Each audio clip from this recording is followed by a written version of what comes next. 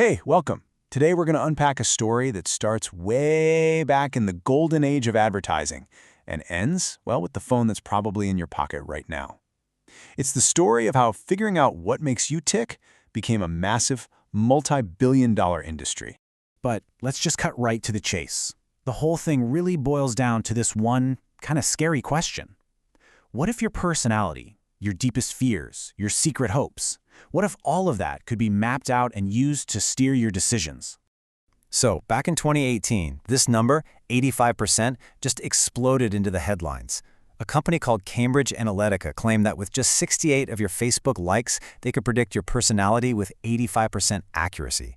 It was a huge scandal, and it made everyone ask, how on earth did we get here? How did our digital lives get so, well, weaponizable? To get that, we've got to rewind the clock. Okay, so picture this. It's the 1950s. America is booming. You've got this whole consumer culture taking off, and the big shots on Madison Avenue are scrambling to figure out, what do people really want? This is where a guy named Ernest Dichter comes into the story. Now, he was a psychologist from Austria, trained in the school of Sigmund Freud, and he had this brilliant idea. He basically took psychoanalysis from the therapist's office and brought it straight into the corporate boardroom. He called his new field motivational research. See, before Dichter, if you wanted to sell something, you'd look at demographics. You know, your age, your income, where you live, the basic facts about who you are. Dichter came along and said, nope, you're asking the wrong question. He didn't care about who you were. He wanted to know why you buy. What are those hidden, unconscious drives that make you choose one product over another? And wow, did it work. I mean, his insights gave us some of the most famous ad campaigns ever. He did research for Exxon and found that deep down, drivers wanted to feel powerful. The result? The legendary slogan, "Put a tiger in your tank."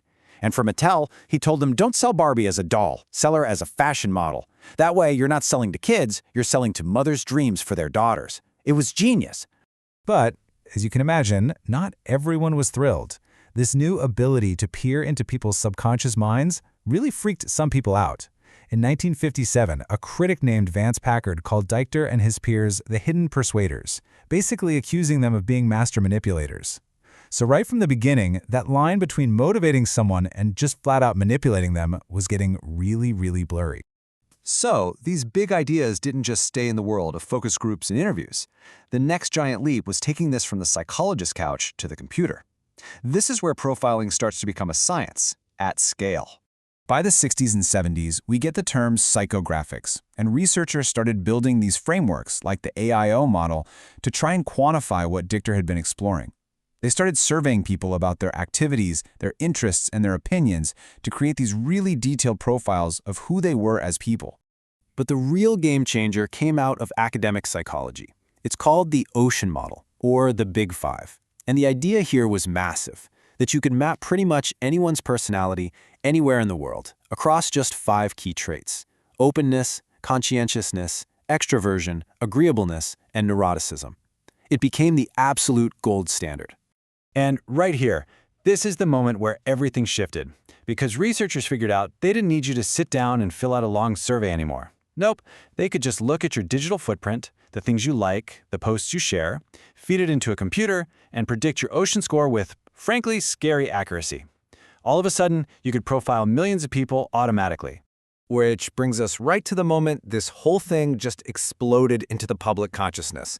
This is where we see these techniques transform from a marketing tool into a political weapon.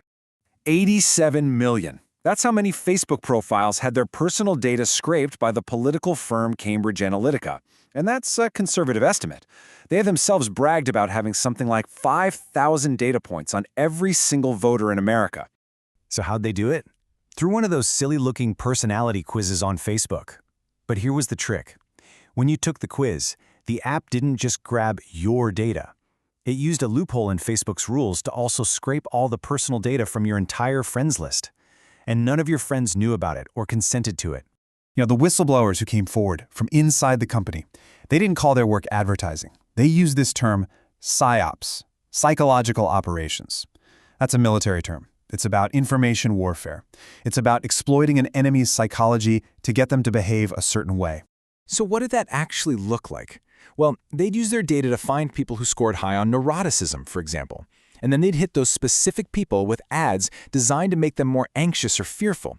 And sometimes the goal wasn't even to win someone's vote. It was to make them so disgusted or cynical that they just stayed home and didn't vote at all.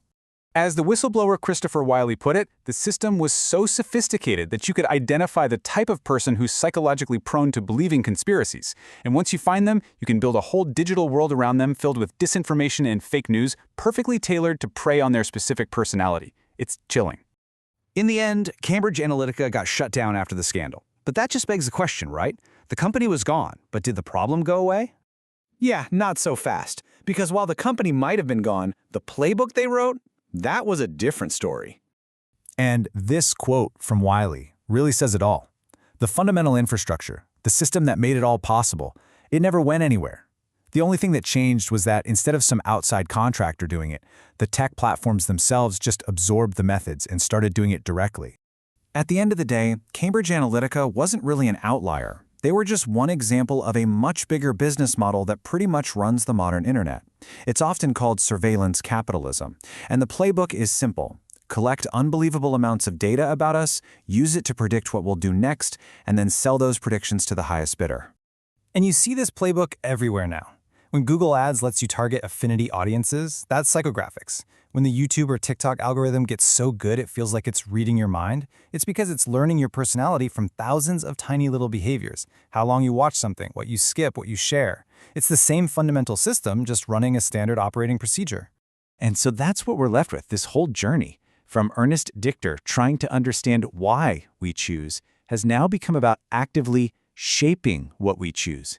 And in a digital world that's been designed from the ground up to constantly nudge and persuade and guide our behavior, you really have to stop and ask, who's actually in control here?